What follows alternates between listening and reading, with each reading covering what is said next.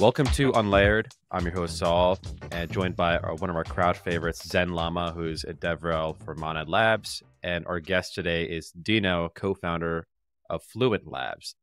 Now, today's a bit of a different episode, and I think the motivation here is to host a conversation where, that Zen and Dino have had on Twitter for a long time, and it really distills down to modular versus whatever you want to call it, monolithic or integrated architectures that are kind of like at polar opposites here.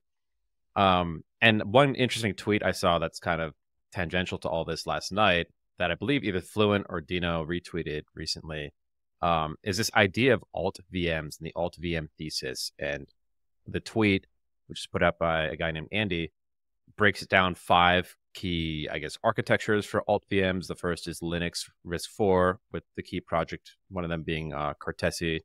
The second is the Move VM, and Movement Labs and Aptos and Sui. The third is the SVM, which is what this pod has been focused on the most, with Solana, and then rollups building on the SVM like Eclipse. Then there's parallelized EVMs that are using different techniques like SAY, and going for optimistic parallelization versus deterministic. And then finally, we have this 5th category, WebAssembly or ZK WASM VM. That's where Fluent fits in. And that's something that I personally haven't dug super deep into, but is getting a lot more traction these days, a lot more interest. And I think for anyone that is unfamiliar with that approach, this is going to be a great episode for you. So, with that being said, I think there's certainly a lot of terms that are always thrown out here whenever people bring up these topics. Let's start first with each of Zen and Dino defining what does modular and what does monolithic mean. Well, first off, thanks for having me, guys. Definitely a big fan of this pod, and also a big fan of arguing with Zen on Twitter, and I'm glad we get to do it live. So I guess I can kick it off. Modular to me, I'll answer for the modular side. Modular to me means a couple things, and I'm sure we'll get into more of like the technical parts of it. So I'll just start off like almost like highest level. To me, it means like specialization. That's one thing that comes to mind, where it's really just like almost like philosophically, just like, you have these like loosely coupled services or loosely coupled teams or both that are like really focusing on like what they do best, like their unique value proposition, and then kind of like outsourcing like the rest of it. And then the other thing that comes to mind immediately is choice, where what that ends up giving, whether it's like the developer as a user or the end user ultimately, are just like the choice to like pick whatever works best for them, the best tool for the task, or ultimately like the best user experience because of this like intense competition you're fostering. So that's kind of the way I guess it like resonates with me at the highest levels. I'll ping it to Zen, and then we can go deeper. Yeah. I think like, yeah, for me, I like the description of it being like loosely coupled, because I think like monolithic is tightly coupled, essentially. And the way I see that is like, it's more of like, I think you could still have like a modular software architecture and still be like a monolithic chain or an integrated chain. And I think it's more about the fact that on the boundaries of those things, where like in a modular system, they're like loosely defined, kind of like, I don't know how to call it, like schema that you have to follow to be like part of the system. In monolithic systems, I think like that interface is just much more tightly defined. And so you can't really like plug anything in. It's like, okay, like it has to conform to this set of like standards and ways of talking to each other. But what that also does is like, it kind of removes the overhead of checks. Where in like a monolithic system, I think like you can just like basically talk because you're making assumptions about the way like different pieces of the system are connected. In a modular system, I think you have to like kind of like, oh, is this like the right protocol? Is it talking to me the right way? And then you can like start talking. So that's kind of where I see like the difference. I think you can still have like a modular internal software architecture, right? But I think like it's really that like coupling piece between different parts of that and like how like hot swappable it is, basically. Are there analogies you guys can make, by the way, maybe outside of crypto that illustrates the difference here between modular and monolithic, call it scaling approaches or software architectures. I think, for instance, one I've heard before is like microservices on AWS or these cloud providers, and then the integrated approach would be like how Apple does hardware. I mean, is that kind of an apt comparison? Definitely. I think this is what Zen and I will go back and forth on plenty, and kind of is to the extent that there's like kind of a different lens we're both looking through. It's probably shaped by both of our backgrounds in those respective areas. Like I'm coming from kind of like cloud infrastructure and SaaS and stuff like that before crypto, right? So like I paid very close attention to how kind of like the cloud, like the container wars played out, for example. It's just like, okay, why is this thing like Docker catching on? And like, why is this thing Kubernetes like beating out like Docker Swarm and Mesosphere and all this other stuff? And like kind of like studying like, okay, how much do people care about like performance and cost optimization in cloud environments and like all of that kind of stuff. And like that 5 or 6 years worth of that just definitely shaped kind of like my thinking coming into the crypto space. And obviously, Zen, I know you have like the exact opposite background. It's kind of like tightly integrated, like high performance system. So it makes perfect sense, right? It's just a matter of like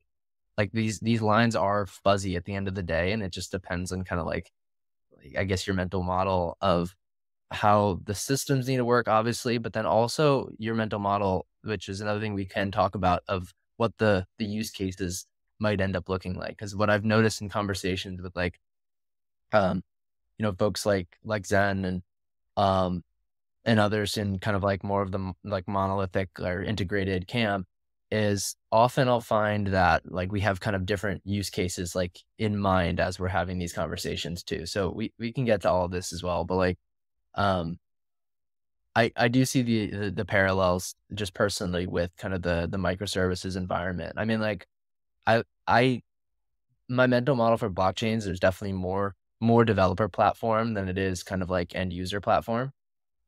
Even though blockchains are very interesting because they are both. Like if you look at all like the cloud infrastructure and stuff like that, like you're not arguing whether or not like AWS, like EC2 is like a developer or consumer like interfacing thing. Like it's a developer interfacing thing, like period. But like blockchains are kind of interesting because they're like developer platforms, but like they're also kind of end user platforms in a way. So it's like this weird blend that maybe cuts to the core of like why sometimes we see these things differently. Because if you're looking at it through the end user platform, you're like, okay, um, like you start to think more like Apple, right? Like you start to think more like kind of like tightly integrated, the experience, this thing is polished as hell.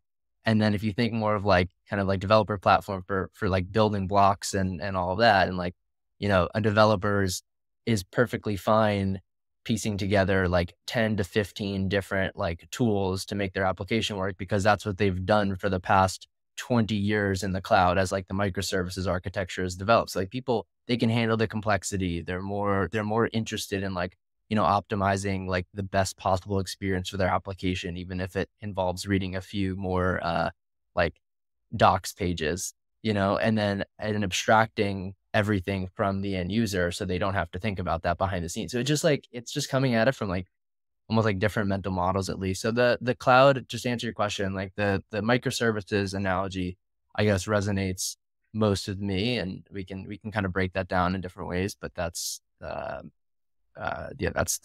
probably like what I would say. Right. Let me stick a comment in there, and then Zen, you can kind of describe your background a bit and your perspective on all that. But that kind of resonates with me as just a developer building applications. I feel the pain of just having all these choices of what to use from the cloud side, from AWS. There's literally like competing products that are all built by AWS itself.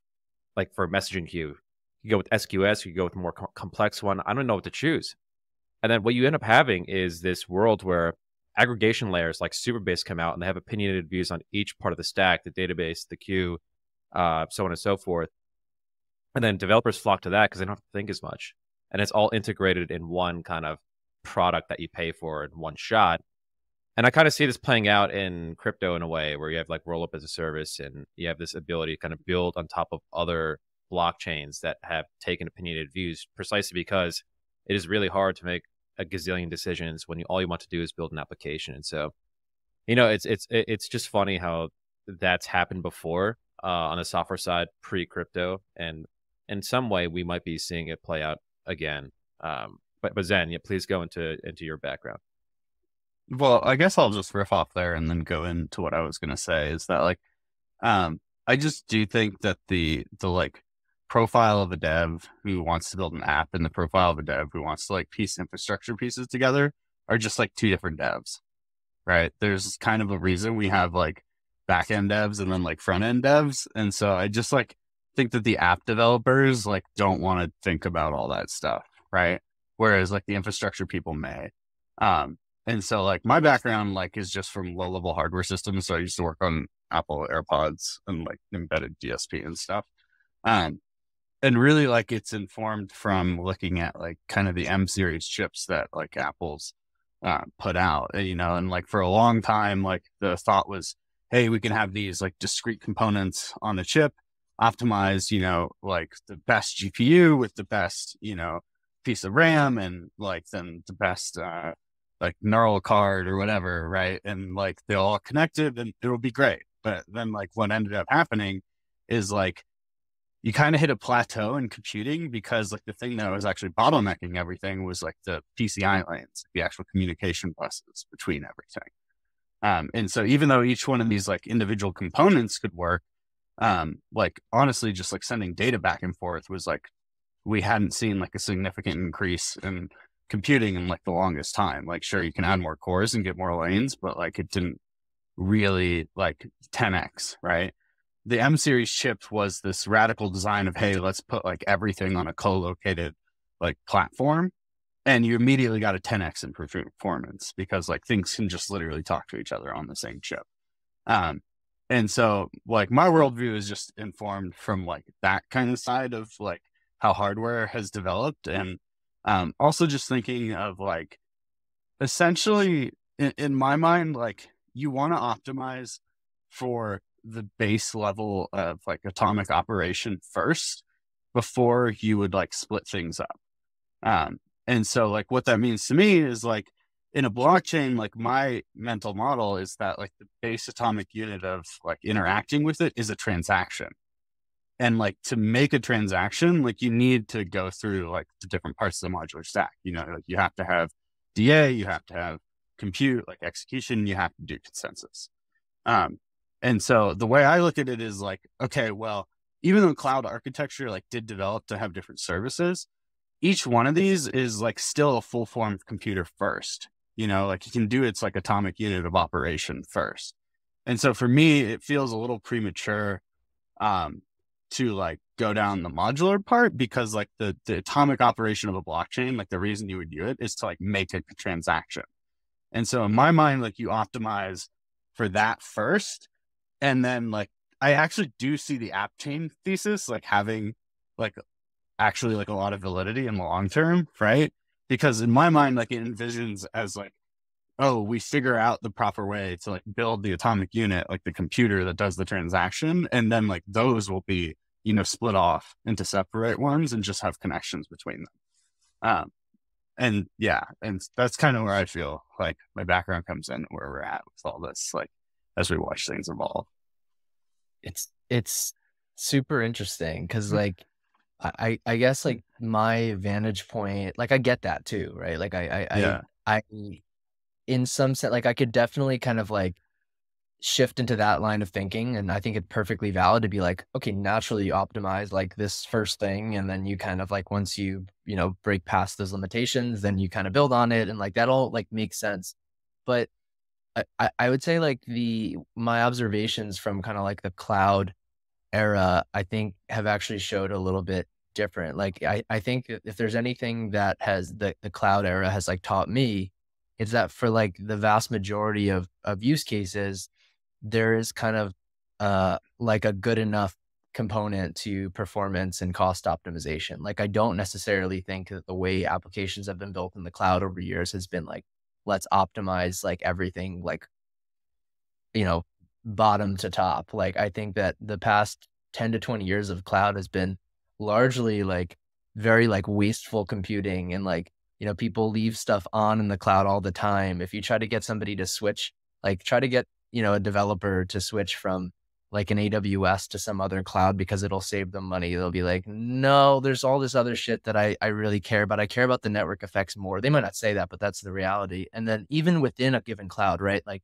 take a Kubernetes cluster with like 100 nodes and then try to sell somebody a different type of container scheduler that like does more intelligent placement of workloads or something like that. They'll be like, no, like it's just, I'm not going to do that. I don't care enough. Like, and also try to sell somebody something that like, I don't know, like more efficiently even like shuts down resources and stuff like that. I mean, now granted, people are starting to care about it because of like AI is just like so outrageous that like clearly like you have to like there is a certain class of applications where performance and cost optimization like make enough sense for everybody to care and kind of like change their behavior. But what I've noticed in the cloud is like for the majority of cases, like that's not true. And so I guess I'm curious to get your thoughts on that, because you probably have like, I'm sure you have kind of a different way of looking at that, but that's at least my, I'll actually say scarring even from the past, like years in cloud, because like I was definitely involved in like some of those types of projects, right? Like that's like, hey, these are better ways to do it, smarter ways to optimize things. And people were like, I don't care. And so that's been my observation. I'm curious how you might see that differently. Yeah, so two things. Like the first is that like I almost feel like your description kind of proves my point in the sense that like once the computer is optimized to a level of like usability, like the marginal, benefit of one modular component isn't going to like make that much of a difference, right? And so like in the world that you're talking about, I feel like, cloud computing is mature enough to where like a base level of compute has already been achieved. You know what I mean? And so like a 10% increase, like you're facing like, oh, do I want to deal with the DevX of swapping it out and all that stuff? But like, I don't feel like blockchains are that mature yet. Like I feel like we're like still at the point where like that base level of compute is something we haven't hit, like to do something useful on a blockchain at scale. Like, you can't stream video on a blockchain. Like it's not happening. Yeah. Like the data rates are like extremely high, whereas like you can do that on a cloud server.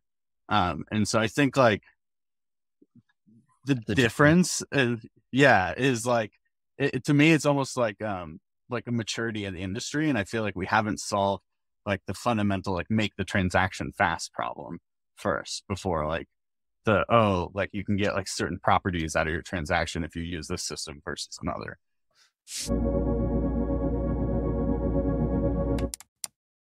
So my background is not cloud, but my understanding is like one of the ways to make things fast in cloud is called like edge compute.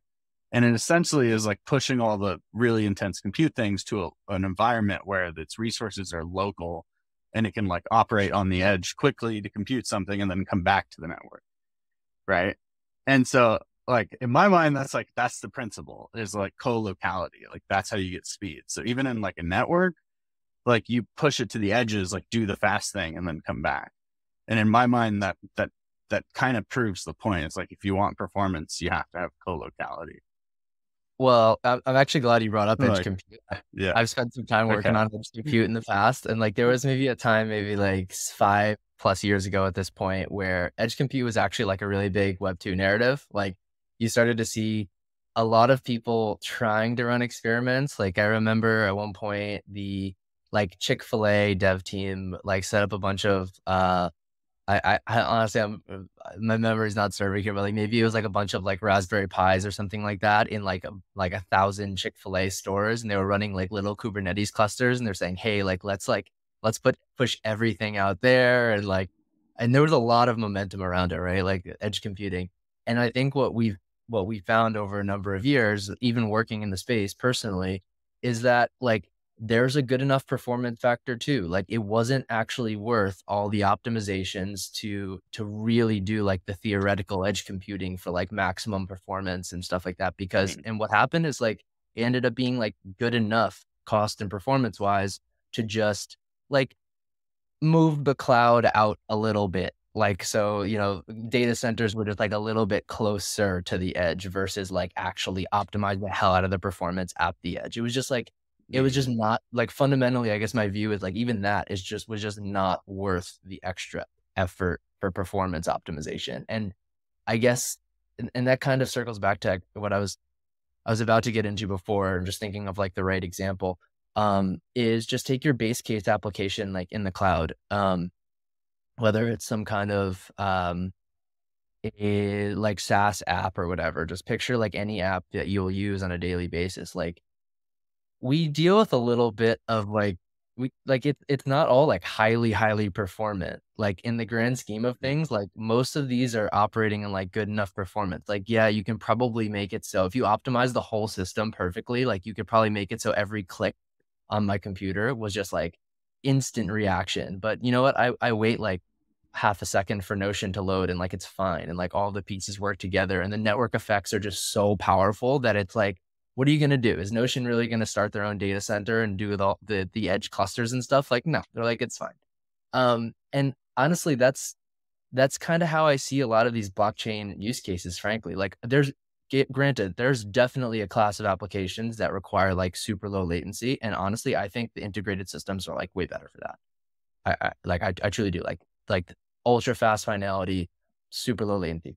But like for things that are like, I just think a lot of use cases are like kind of okay to just be like asynchronously composable. And it's like, okay, things wait a second to call other things. And yeah, I guess, I guess so like, that's I feel like when go. I squint, like I do believe this, right? But like, for me, it's like, we're just not there yet. Like the different pieces, like if you were to wait for the things to synchronize, like we're at like seconds, orders.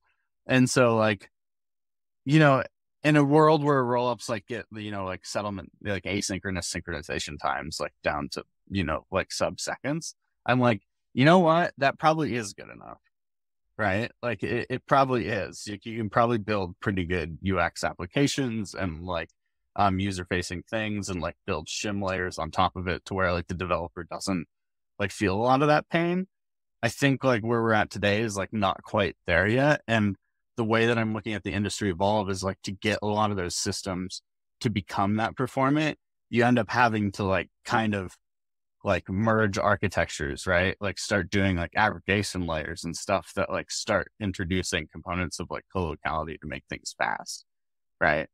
And so, yeah, that's where I'm like, I do kind of see them converging oddly, and maybe we can get into like later stage, like how what the architectures do kind of converge at the edges if you really get like into like the nitty gritty of it. But yeah, maybe we can get into that later. So, I yeah. have a quick question actually for I guess for Dino, which is to say, in a world where we can abstract away these roll-ups or whatever you want to call the modular pieces of the stack, are you concerned at all about just the fact that these are all different teams that they raise VC in many cases, they're trying to build a business and dominate the market. A world where they're antagonistic to each other, and that would actually slow down the rate at which we converge at some set of standards or just a way to interoperate. And I always hear this now, and whenever I'm just at happy hours and things like that. People are like Celestia is going to compete with ETH and take over ETH, or same with Eigenlayer, and just I just find it hard to believe that we're all going to just hold hands at the end of the day and let this entire giant system of modular pieces communicate with each other without a hitch, when in fact one could, if they had a great market position, find ways to maintain that and prevent other developers from plugging into it. How do you respond to all that? It's a great question. I think that is definitely like a big open question. I think again, like my mentality is shaped by how some of like the open source like projects have competed like in the cloud so far, because it's not much different, right? Like, I mean, if you take any given like component of like the cloud native stack, like, whether it's like monitoring or observability tools, there's like 10 and then if there's like different types of like runtimes, 10 to 20 of them, and it's like, okay, how did that play out? And I think that what you find is that, yeah, those within each different like module, like there is competition, and it can get like pretty intense. And I think that will, I I guess I just don't see that as necessarily like a bad thing. Like I also, by the way, don't see it as a bad thing if like if there's a power law, if like one kind of like wins out for like the majority of cases. Like this might be like a hot take. Like I know when I say this to a lot of people, even in like the modular universe, they're like, oh, that's bad. Like it has to be like more decentralized. And honestly, that's just not how the world works. Like I think that people like the ease of use part of it does play a big role where like, yeah, look, like kind of what I was saying with the Kubernetes thing, yeah, you know what there might be a power law. 80% of cases might be won out over time by like one stack or one standard, let's say. And then, but the beauty, in my opinion, of like blockchain is that the friction to exit is like minimal. So there's always that check and balance where like, even if something wins out the 80% of use cases, and again, this is just for like, picture like one of the modules, like one solution out of 20 as one of the modules wins out for 80% of the use cases or something like that. It's still, number one, like the frictionless exit makes it that low, that much less likely that, you know, that one player fucks with anything, because they know that there is that like check and balance. And then worst case scenario, there's an easy exit to kind of like the number two is fast on their tail because it's all open source. And, you know, there are like many options all competing. So like, I think it ends up like, I don't disagree that that's kind of how it plays out. And like, there's definitely a more cynical way to look at that, is like, oh, wow. So you're saying like, you know, there's centralization over here and over there. And like, the reality is like, yes, that's kind of what happens. The same way, by the way, that like any open source tech, like whether it's Web 2 or Web 3, take like who you know, Spark is open source, right? Like the kind of like data processing engine. And but guess who, like the 90 to 95% of like, you know, the code is being written by? It's like it's the Databricks guys. Like that's just how it works. It doesn't matter if it's Web 2 or Web 3. And like, I don't think that will change, but I also don't think it's like it's that bad of a thing. I think like you make a good point in the sense that like, I think it's like easier to like stay nimble and like stay on the cutting edge in like a modular system, right? Because like you do only have to be the best at doing one thing, right? And so if there's like a advance in some part of like even the hardware stack that would like disproportionately make your, you know, solution better than everyone else, like it is easier to have that that competition locally than in like a monolithic system where they would have like implications on the rest of the system.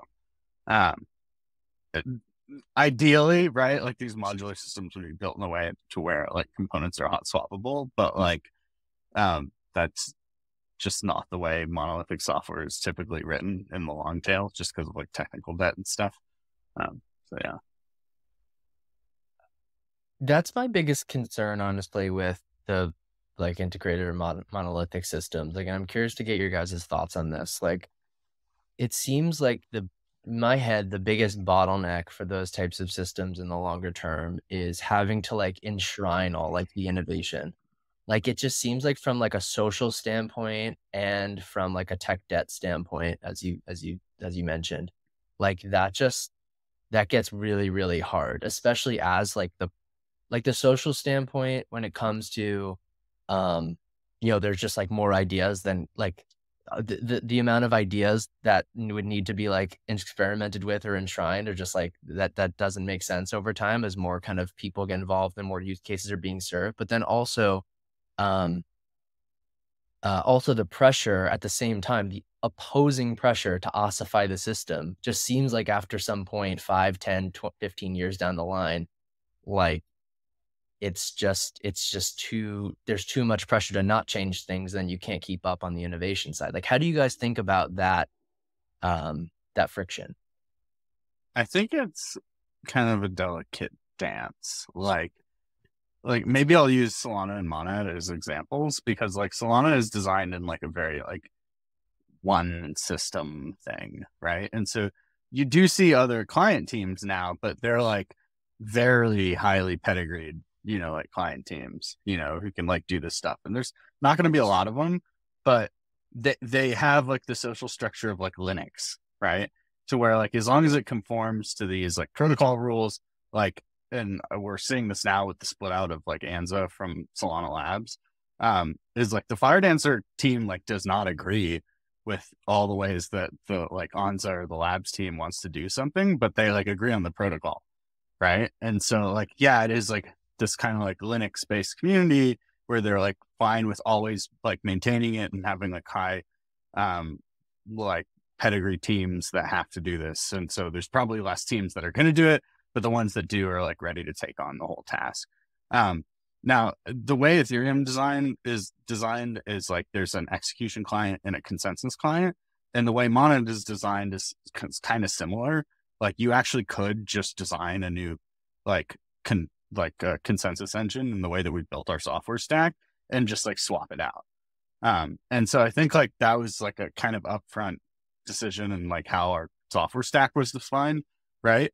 But like, and so I feel like it is possible to do that, right? It just like kind of takes some forethought, and I don't know how many change like did that ahead of time, right? So yeah. I mean, it's a valid concern. Just look at Ethereum's roadmap, and that kind of answers your question. Yeah. It's almost like self-referencing at some point, where like that base layer is ultimately the bottleneck. How quickly you can innovate on that is a big deal. As it gets more important from an economic standpoint, from the size of the team, what have you, now there's 5 clients or whatever on Solana, it gets really hard to enshrine those new advances. It gets a lot slower, a lot more different stakeholders need to opine on it and come to some sort of consensus. And so we're going to see this story play out every single time. These all these new alt VMs that are coming out, they can move really fast and kind of enshrine it from day one when it first launches at mainnet.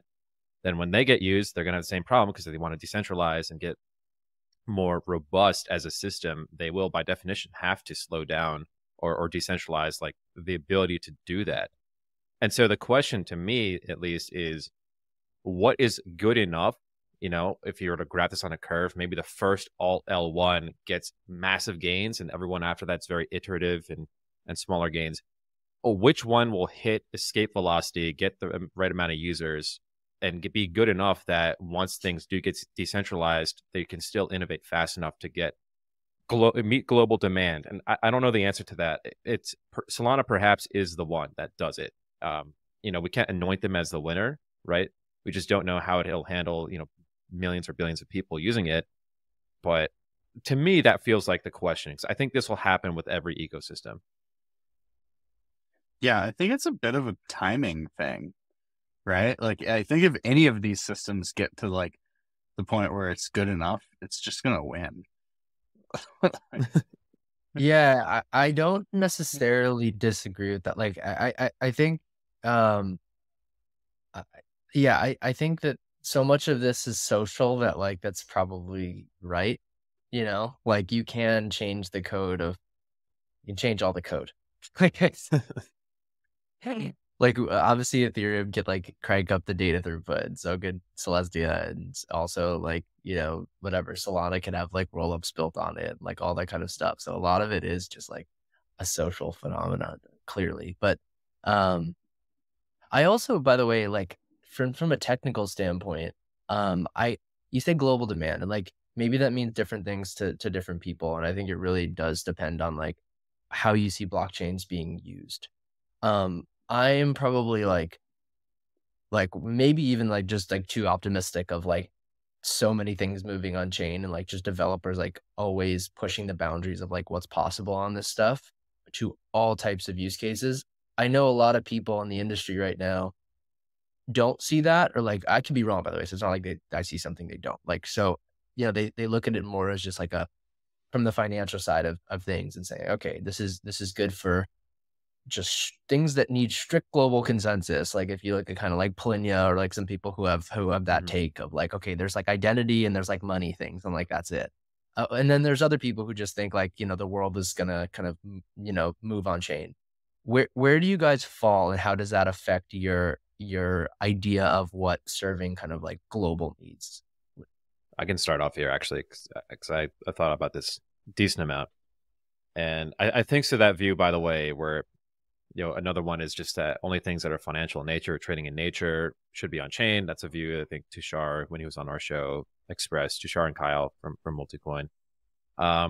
So where I sit in all this is I tend to agree with that framework just based on what I've seen so far. So crypto's been out for 10 years plus at this point, depending on when you think Bitcoin was relevant.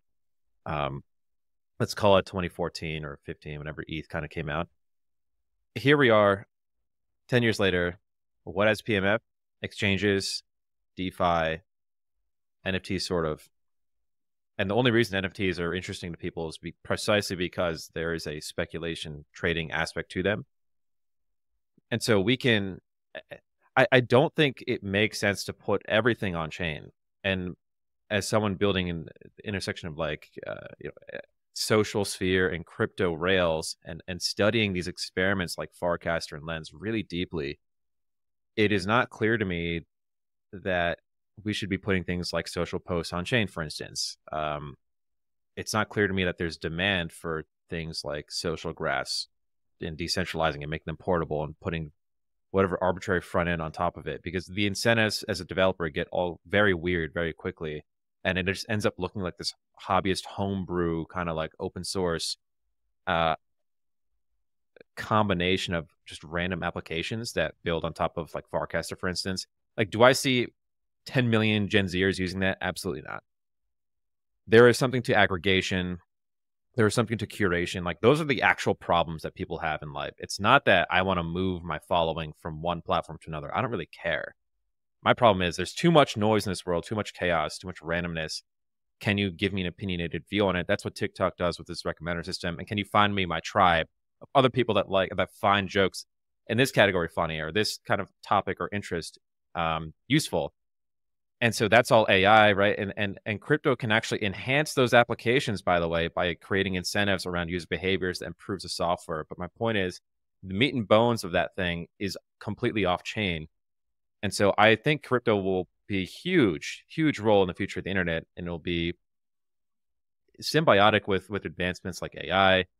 And I think that TAM and that market is gigantic. And just the payment side of things, just the financializing different instruments and putting them on chain instead of databases, I think that's a gigantic, amount of transaction volume that will be needed to support all of that. We're talking billions and billions. And so what I'm trying to say is, like, yes, I believe it'll mostly just be financial type of things that'll kind of sit adjacent to like the software that's happening. But that's also a huge, huge market, and that's a paradigm changer. But I'll let Zen go too. So yeah, I think we're kind of like actually seeing this in like the long tail of blockchain architectures, in the sense that like everything can't be on chain. Because when you get to like high throughput systems, like there's a level of like data that like it's like you start questioning what is the application, like the use of the blockchain. Is it to store everything forever, or is it to like attest to something, right?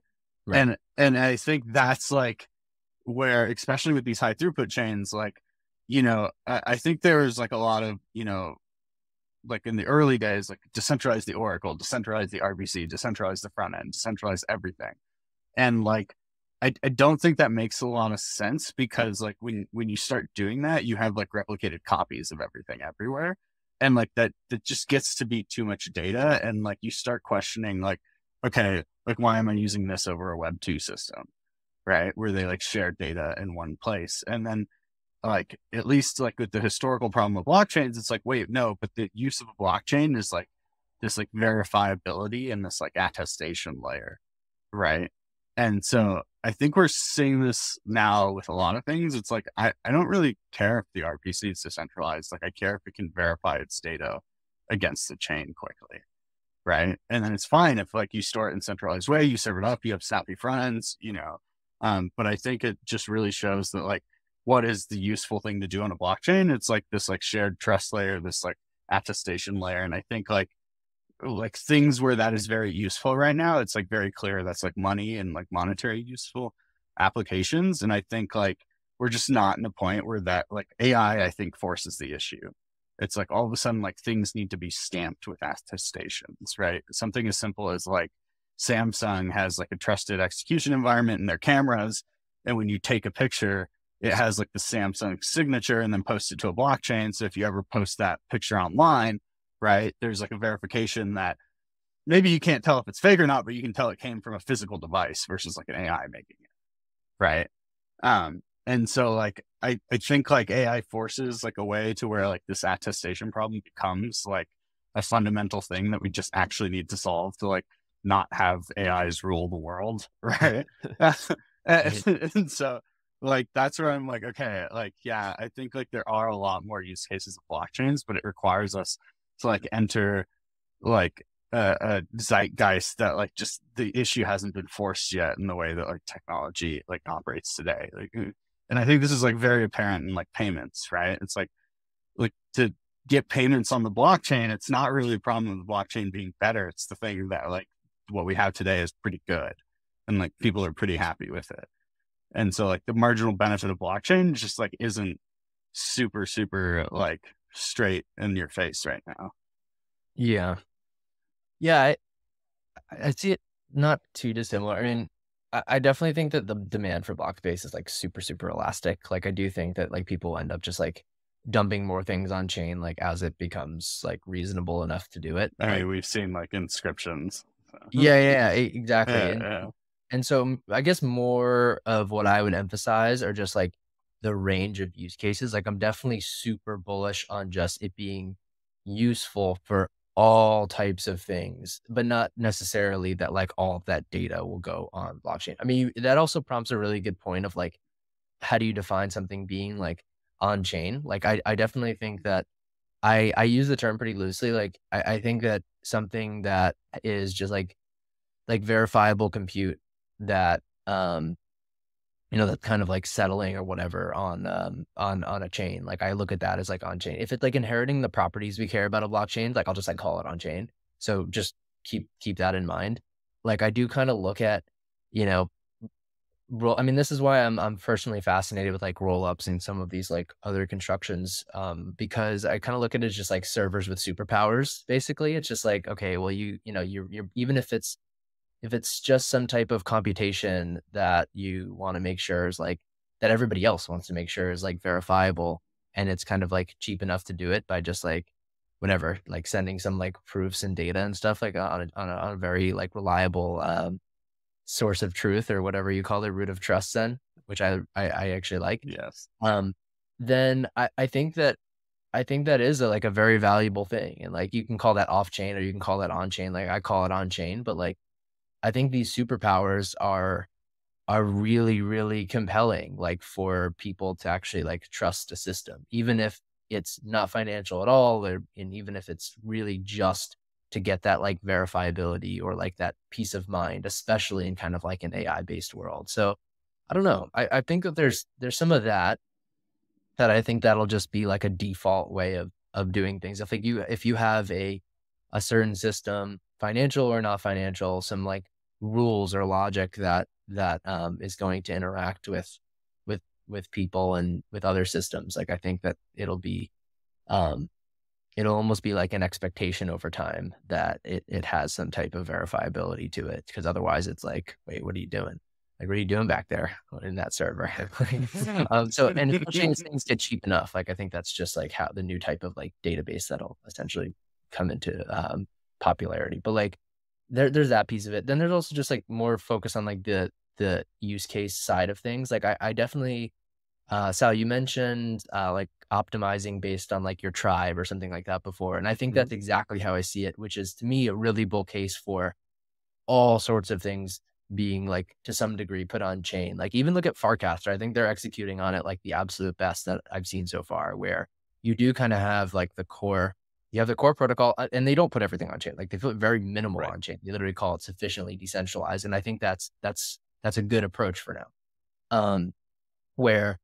But then what you start to see is like all of these, competition for different like clients and stuff like that. And like, each of those clients can be optimized for different audiences. Like clearly Warpcast right now is like, I don't know if it's still the dominant one, probably it's the one I use.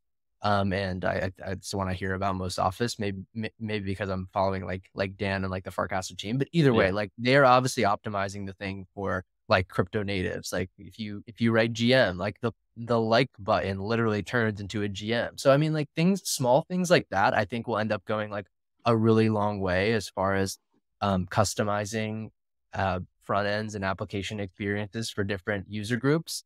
And so like I do think in my opinion, like take any given application experience, there's kind of like a core backend part, like the core rules of the thing, whether it's just the rules of the unique identifiers for people, or whether it's more of the rules of that system that just get put on chain. And then the front ends are all kind of like tailored towards different audiences. I mean, I could see that experience applying to everything, frankly.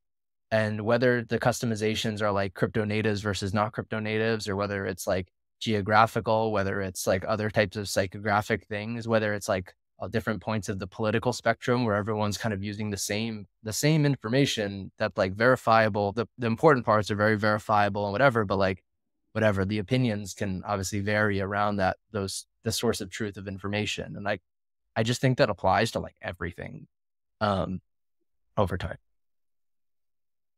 Yeah, I mean, I think this like gets away a little bit from like modular versus monolithic, right? Yeah, because like I don't think like either of those worldviews are like I don't think I think you can do this on a modular system versus like like an integrated system as well.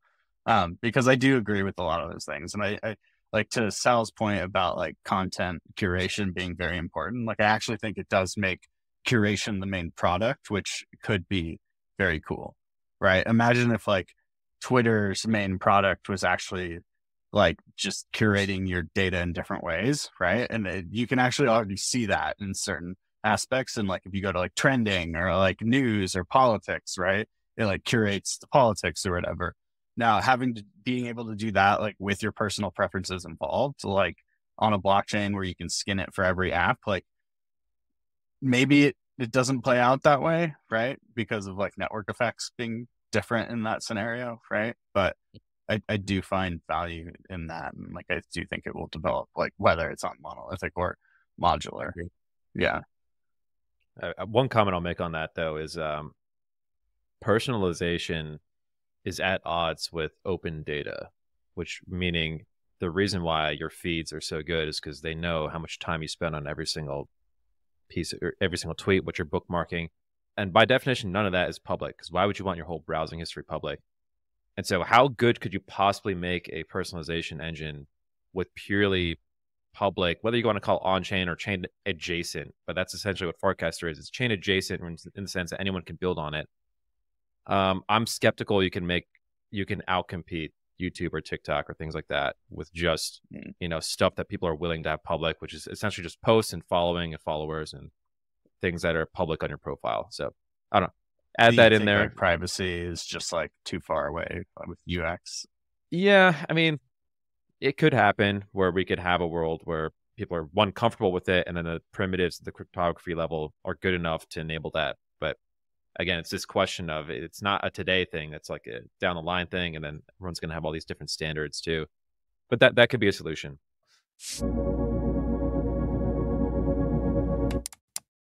One topic we should get into here is maybe, and we kind of touched on it, but just like the key criticisms of each approach and each of your responses to it. So maybe we'll start with Dino here on, there's a few points here we could get into, right? It's like, do developers really want to have all this customization, the loss of composability, the UX, and maybe the fact that you need market makers in the middle here to facilitate all these cross-chain activities? I mean, how do you respond to that?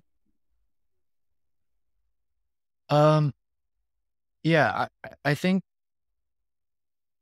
I don't see it, I guess, as a huge issue. And this depends on the use case. So I'm going to speak just like holistically, but it probably would end up making more sense to dig into specific use cases. But just generally speaking, I do have the mindset that developers are okay with like dealing with extra complexity if it's going to provide like the best application experience and for their end users possible.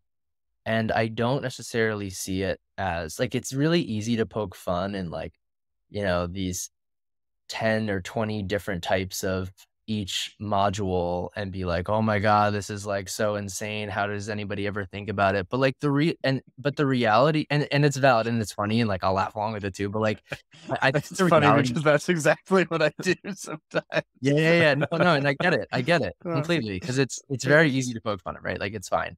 But like the reality is like this isn't any different than the cloud. And you say, okay, well, the in the cloud, like, are people also this confused? Like, how do they actually go through that decision making process? And the reality is like it's much more reasonable than one would think. Like, let's just say for a given application, you really need 5 of these different modules. And so think, okay, so each of these 5 different modules, there's 20 different options. Oh no, scary. But like in reality, there's like 5 that are relevant because they've like won out over time. 2 of those are like very specific to certain niches, and that's maybe not your niche. And then there's like one dominant, there's like 2 dominant ones, and then there's like the up and comer. And then you're like, okay, there's 3 to evaluate here.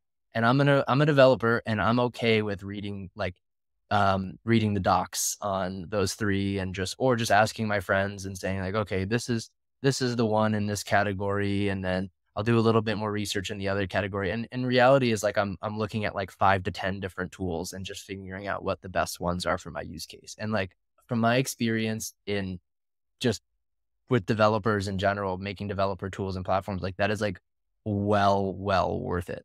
And so as again, I mean, I am assuming that these systems can kind of like interoperate sufficiently. Like sometimes you need like this very tight, more tightly coupled, and maybe it wouldn't make as much sense to do kind of like the that same type of like stitching together of pieces.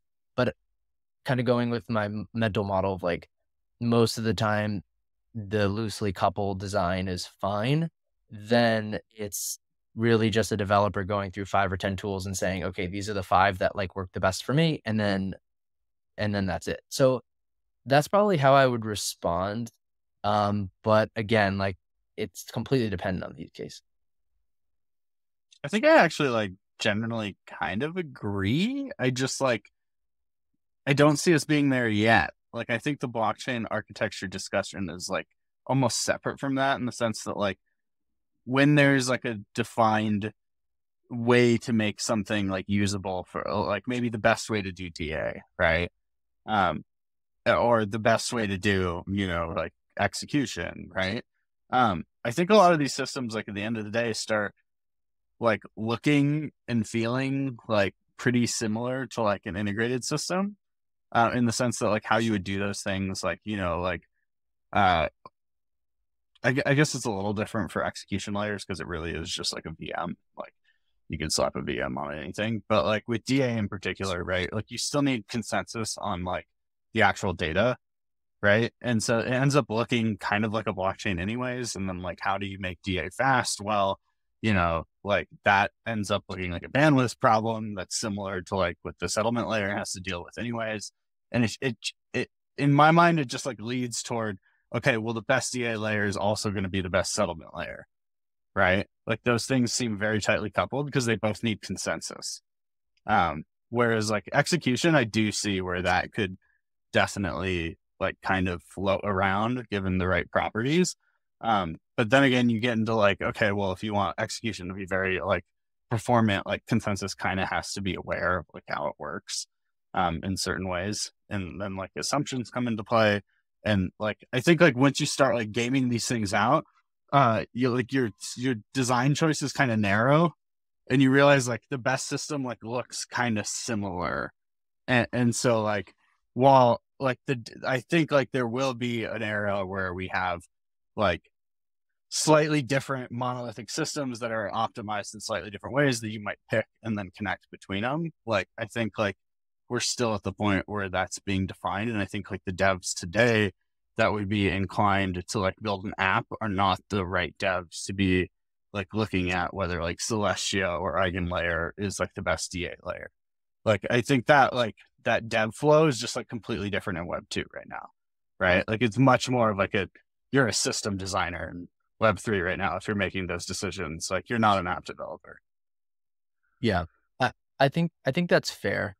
But then again, like I don't necessarily like. I think with a more mature modular stack or modular, yeah, I guess a mature industry with like a mature modular stack, um, I think some of those problems get solved by just kind of like this, kind of like socially. Like for example, you still have like an app developer who has to make a lot of these decisions, whether it's on what can a container system that they picture the web 2, right? Like space where you say, okay, like am I going to use Docker containers or this other thing? Am I going to use Kubernetes or this other thing? I'm going to use whatever. Am I going to set stuff up with like what Terraform or this other thing? Like you can make I feel like you could make the same case that like, oh, those app developers are really just wanting to focus on like their core application logic. Like they're going to be so confused. They're not going to want to think about this other stuff. But I feel like in a more mature industry, like you don't have to spend that much time thinking of it. Like I can tell you like, more than half of the developers are in fact picking like Docker, Terraform, and Kubernetes. Like it's just like, come on, those are like the leading ones. Like their friends are all talking about it. And like maybe that changes in a couple of years because of this, like the modularity part of it, where you can have this in the background, these like hyper competitive environments where like they're all duking it out. But at the end of the day, the person who's making that decision, like isn't really always privy to that. They just know like, oh, this is the new best one. Sounds good. I'll plop it in. And it's like not that big of a deal. So I guess that's kind of how I'd see it. I don't actually think we disagree all that much. Maybe we disagree on time frames. Yeah, because what I'm saying is that like in a very like understood integrated system, like the interface will be understood to the point where like you could have a tightly coupled system that like right now, like every interface is competing to be the standard. Yeah. Right. Like we're kind of at that stage, and that like that's why there's no blockchain standards of like how to do DA or whatever, because people are like, no, I have a better solution. Right. Like once that best solution is kind of like somewhat consensus, people are going to be like, okay, all of our interfaces look somewhat similar. We should probably like start a consortium and standardize on it. And then I feel like you get this environment that you're talking about. But I think it's like a little bit of like maybe just time frame currently. And to your point, like it does start to look more like integrated systems, like from a practical perspective, right? Like if there's a consortium or everyone had like kind of standardizes on like this one type of interface, like, that starts to obviously move further on the spectrum towards integrated. And that's absolutely true. That's why I think loosely coupled is like the best way to put it, because I do think that there is kind of a sweet spot of it not being literally fully integrated, because then it's just, you don't have that extra competitive pressure in the same way. And I think we're seeing that like actually happen. Like I think like Solana, like with all of its clients, is like, no, we actually have to like start modularizing our internal software a little bit more, so that like someone could run the execution from Firedancer and then like consensus from labs, right? Yeah, and on the other side, we're like clearly across all these rollups and like hyperchains and super chains and all this stuff, like people are saying, okay, this is great, but like we have to find the right balance with standardization, because that's like definitely a problem in the modular space. It's like we have to figure that out, and like, okay, maybe there's going to have to be some type of at least like social integration. That's right. I think like the systems do kind of converge. Yeah, at the long tails of things, and I think we're actually seeing that. And just like, I think most blockchains are going to end up having like, beefy builders with life clients, right? And like, I don't know if you call that modular or like integrated, right? Like there's like areas where it breaks down, right? And I think we're seeing the convergence of like a lot of these things. Yeah. At the end of the day, like, are you guys aware of this concept called scissor labels? I tweeted about it last night, actually, as I was thinking about this. Do you know scissor labels? Okay. No. There's I forget what project he founded in crypto, so my apologies, but John Palmer like came out with a pretty good, I think it was Party DAO. He came out with a pretty good article that talks about this notion of scissor labels and how like it's just kind of like a sign of the times of like kind of narrative controversy, and how it's, picture just like a categorical term that happens to be like maximally divisive. And I think that like modular versus monolithic is the same kind of thing. And like he goes through a few like really good examples. And like the whole point is that there's this never ending tension of like not knowing how to exactly define it. And there's always going to be the like, this is modular, that's not modular, this is monolithic, that's not monolithic. And it's like, it's a way broader trend that's just kind of like happening across the board. Like, is this thing aligned? Is it not aligned? Is it, I mean, not even just crypto. Is it AI? Is this AI aligned? Is it not aligned? Like, and I think that at the end of the day, like the lines are blurry. Like Ethereum does all the functions. Solana can have rollups. Like it's just not like that actually well, it's never going to be well defined. But that's kind of like the brilliance of some of this stuff, where like it is the tension that often like makes it interesting. So it makes the argument interesting. I think that's how me and Dino became friends on Twitter, is because we would like yell at each other and be like, wait, you have a good point.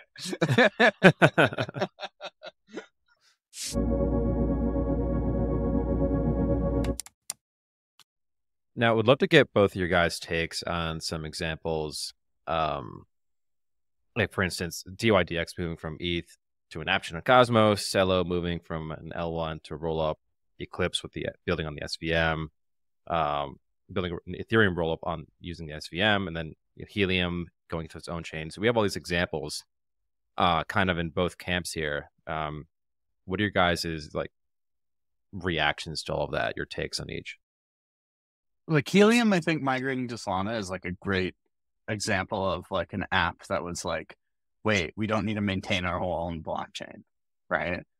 And it was like, it was actually like not beneficial to the app itself. They're like, wait, we don't want to maintain the blockchain. Like we're better network engineering guys than we are like blockchain engineers, and like having to maintain the blockchain to like do our core thing that we're trying to do is like actually not helpful. And so that's where I see like a very tangible example of the whole thing is like the developer who wants to build their app is just like different than the developer who wants to deal with infrastructure.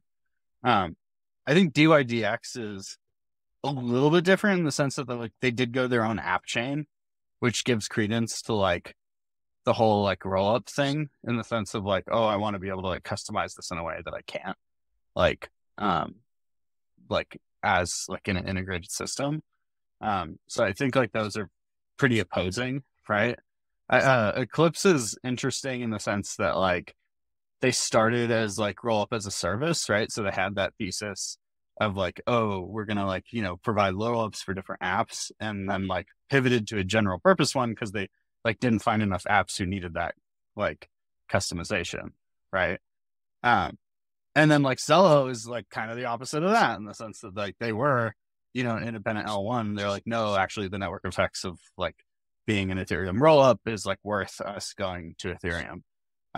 So I don't know if like I have all that like deep insight in any one. I just think it's interesting to see that we've seen like examples of like both of them crossing back and forth at different times. And it gives credence to these arguments. Like maybe there's some insight in like the different use cases they're going for, right? Like Helium had like a very targeted use case. But then, I mean, you could say the same thing with DYDX. Like they went the opposite way for a very targeted use case. So I don't know like exactly how to parse that, but I do think it's interesting.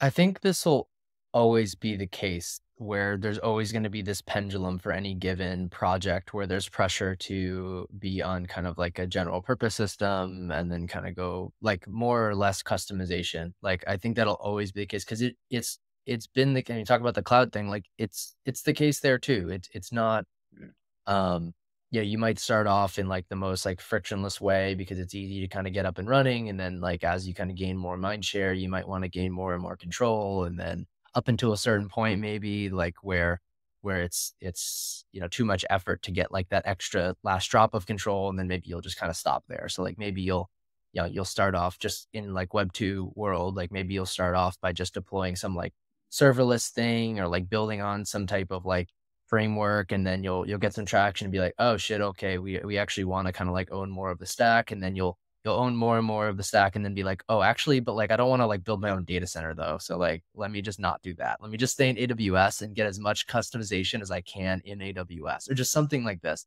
And that's kind of how I see it. Like, I do see a lot of things potentially starting, as like a smart contract and like this is kind of like, it could be on an integrated system. It could be on a modular system. Like that's actually less of what I'd emphasize, but like starting as kind of like a smart contract and then wanting kind of like more and more control. But I do think that like the blockchain version of like, oh, I don't want to redo my whole data center is like, I don't want to create my own L1 because it's just too much work. Like I think in the grand scheme of things, like it'll just be too much work to make that like a meaningfully, I don't know how to put it, like meaningfully decentralized, meaningfully robust, and have like a meaningful escape velocity on like the social layer there. I just don't think it'll be worth it for the benefits that you'll get. And I think, for example, like DYDX, kind of going like full app chain is probably because like the roll up stack like wasn't mature enough at the time. And I actually think that if you parse through some of like the discourse on this from Antonio and stuff like this, and I don't have any extra like info, and he didn't say this explicitly necessarily, but like I do think that like with a more mature roll up and like modular stack, he probably would have done like an app specific thing.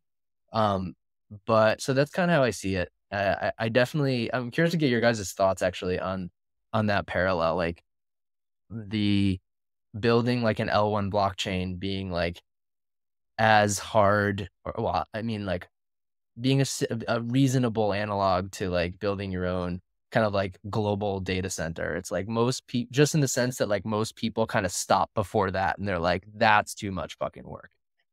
Yeah, like I actually don't think you're super wrong. Like I just think like the applications that get to that, I don't know. It's almost like Apple is completely vertical integrated, right? And so like if an Apple were to start as a smart contract, I would think they would end up as like an app chain, right? At the end of the day. Whereas like a Notion may end up as a roll up, right? And whereas like a social app like a Facebook may end up like on an integrated chain because you need all that data, right? Yeah. And like a bunch of, so like, like, go for it. No. And like, and a bunch of smaller things, like you can picture a bunch of like IoT based things just getting thrown on like a super low latency, super low cost chain. Like I do think it'll completely span the gamut. And I agree that the likes of like an Apple or like the likes of like like a Netflix, like might build their own kind of L1. I just don't, and I don't think that'll be I common. think there's like a level of success where you're like, I can hire enough people to be a data center. You know, like, yeah, like they're not, they just want like, they want the $1 billion monopoly, right? And so like, they don't care. They're going to throw the money at it, right? And there's not going to be like hundreds of those apps, right? But I do think there'll be a segment of those. Like, Yeah. like if we really do get NASDAQ on chain, like that will eat one Solana. Exactly.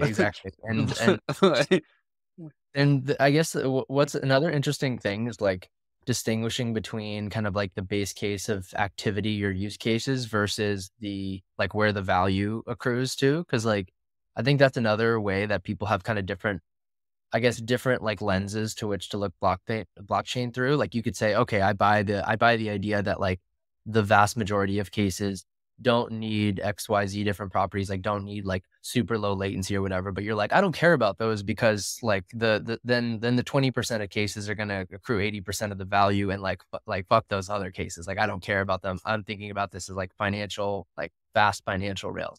Validate. Or you look at it the opposite. So I think that's just another area where people like kind of talk past each other a little bit. 100%. So we covered a lot of stuff today, covered a lot of ground, really insightful conversation. Perhaps in a wrap up of sorts, let's go to each of you. Tell us about, Dino, Fluent, Zen, Monad, how each of those projects are helping further, I guess, in Dino's case, the modular vision we've laid out, and in Zen's case, the monolithic vision. Yeah, happily. So Fluent is a ZK Wasm L2 blockchain on Ethereum.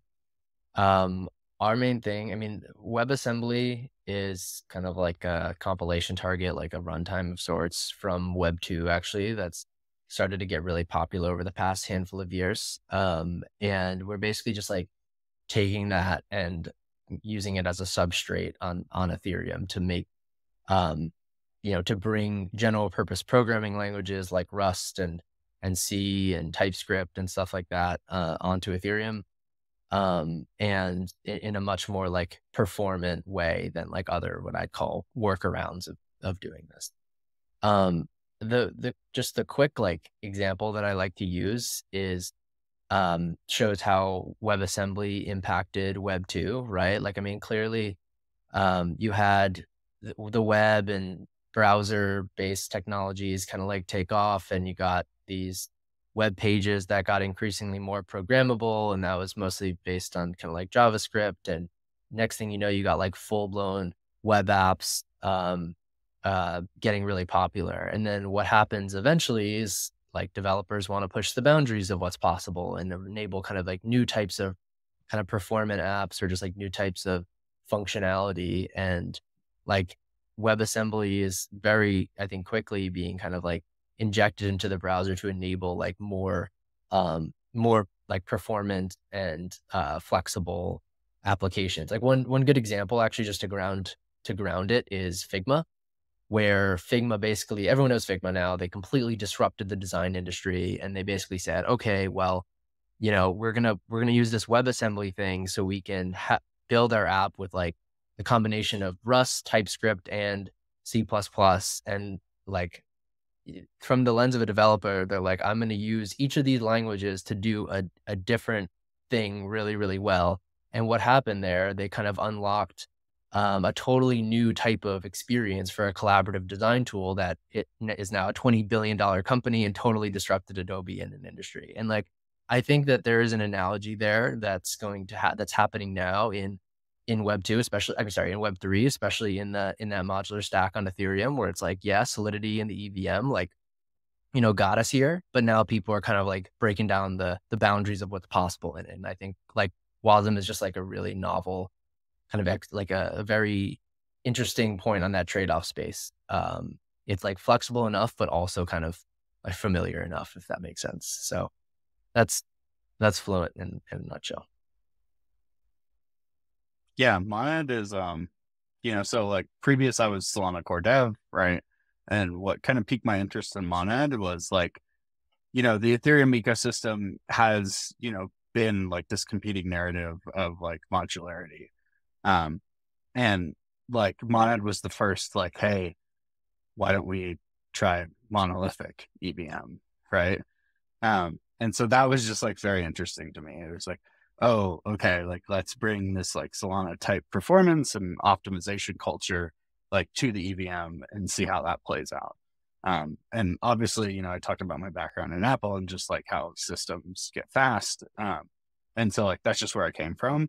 And so like Monad to me was like this very interesting, like, oh, I get to like stay true to what I, believe in, like how fast systems will dominate, yet like go to a space that like hasn't, had this type of like thinking agriculture introduced into it and like see how that plays out. And so, yeah, that, Monad's a layer one blockchain parallel EVM, 10,000 TPS modular or monolithic built, basically like it's designed to basically saturate hardware at all levels, right? While still having like reasonable hardware requirements. And just like unlocking like a level of UX for EVM developers that like hasn't been there before. And so, yeah, it's like an exciting problem to me. So. I love what you guys are working on, honestly. I think that like, whether it's at L2, L1, L3, doesn't really matter. Like, I think that like we're at a point where I think there's enough hunger to explore the full design space for these VMs. And I'm very excited that you guys are like pushing the boundaries of what's possible with the EVM too. Yeah, it's interesting like being constrained to the EVM because like to get the speed, like you do need to change like consensus and like the database. Like and so that's what's kind of interesting to me is that it forces the monolithic problem like in a very tangible way, right? Because we want to stay EVM compatible. and yet we still want to be really fast, which means like you have to optimize the other stuff, which means like monolithic architecture, baby. Like that's what you got to do. That makes sense. Yeah. Nice. Well, guys, this has been a super fun convo. Thank you, Dino and Zen, for bringing all of these insights to our listeners. I'm looking forward to seeing more arguments on Twitter from you guys, and as well as what Fluent and Monad bring to the table as these ecosystems evolve. Thank you, guys. Yeah, it's been fun. Yeah, it's been fun, though.